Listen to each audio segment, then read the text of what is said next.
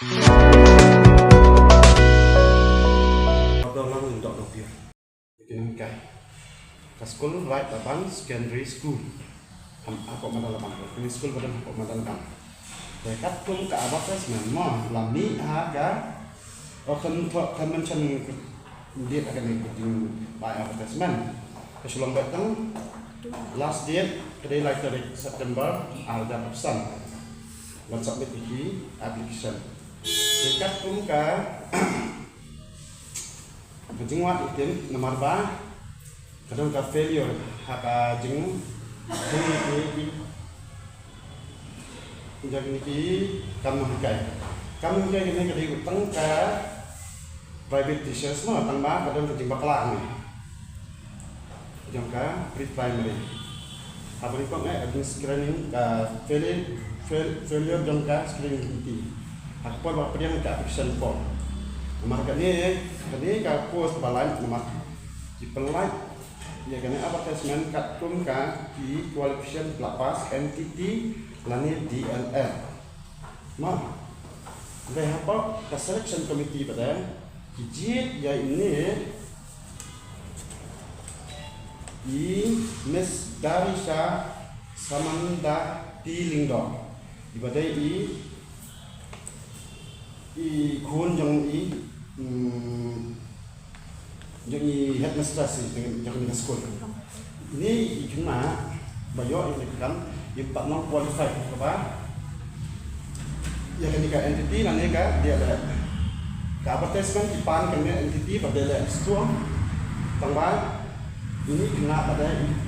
empat part ini ke file tadi bakal dengan ke screen dia power baki select ini candidate kalau nado awal interview mah ujung interview pada haka lighter lighter yo ini kena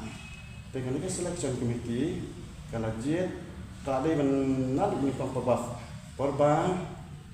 I submit application tak ada kita apa dan mana betul kita akan dengan betul nomor ini kena 4 dan 75 terbaan kapan kata selection kita ke orang bakal ke headmistress yang di sekolah kalau dalam rumahkan itu pun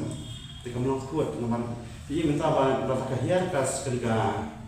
kehiar ke education department kalau jika nak ini satu jika nak ke serkar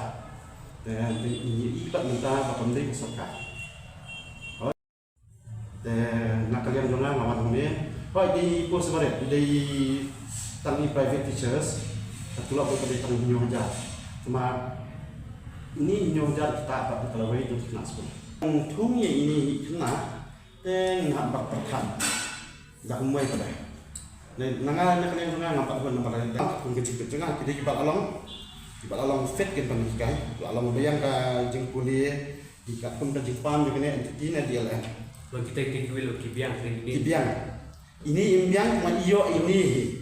oh ini pas tangka kelas dan ini itu pas kadi ibahika ya kelas yu kadi pre-primary kemudian haka advertisement kipen iba dan kam qualification di LS dan entity pak dia lah ini kena kadi advertisement kadi mana ba advertisement ni kam idea I direct last date 3 September ada pesan dekane ka interview ka long haka atau apa nyo September absam